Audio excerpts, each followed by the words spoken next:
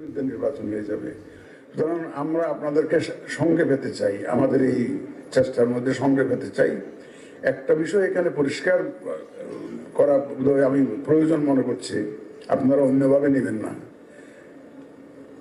যখনই একটা দল রেজিস্ট্রেশন পাবে নির্বাচন কমিশনের, আমরা যখন গেজেটটা করব, আমার কাছে এখন বোধহয় 51টা কটা আছে, রেজিস্টার্ড দল কটা আছে? 51টা না 54টা দল।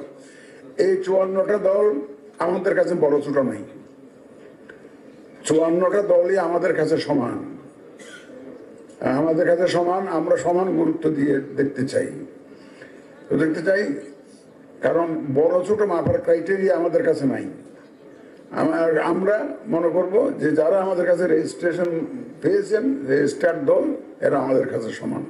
সুতরাং ওনাদের মূল্যবান মতামত, যেগুলো পরামর্শ, আমরা মনে করব যে পরীক্ষা নিরীক্ষা করে যদি গ্রহণযোগ্য হয়, এটা আমাদের জন্য অনেক উপকার হবে। আপনি আজকে আপনাদের সুচিন্তিত মতামত আমরা চাইব, এবং ইলেকশনের আগে, ইলেকশনের দিন এবং ইলেকশনের পরে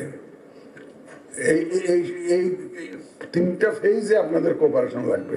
শুধু ইলেকশনের দিন করলে হবে না, আগের থেকেই। আমরা এখন দেখি ঢাকা শহরে অনেক ক্ষেত্রে ছাইয়া গেছে, অলরেডি পোস্টার লাগে, অথচ আমরা পোস্টার নিষিদ্ধ ঘোষণা করেছি এখানে।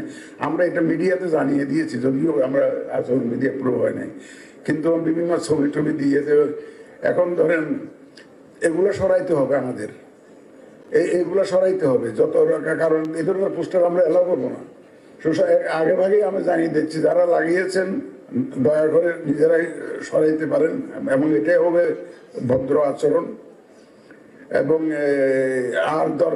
আর যাতে কেউ না পোস্টার না লাগান। এই যে আমাদের আচরণবিধি যখন প্রকাশ হয়ে গেছে, আচরণবিধি অনুযায়ী দয়া করে আপনারা বিহেভ করবেন, নাহলে আমরা মনে করবো যে দল এটা করবেন না, আমরা মনে করবো যে নিয়ত সাফ না।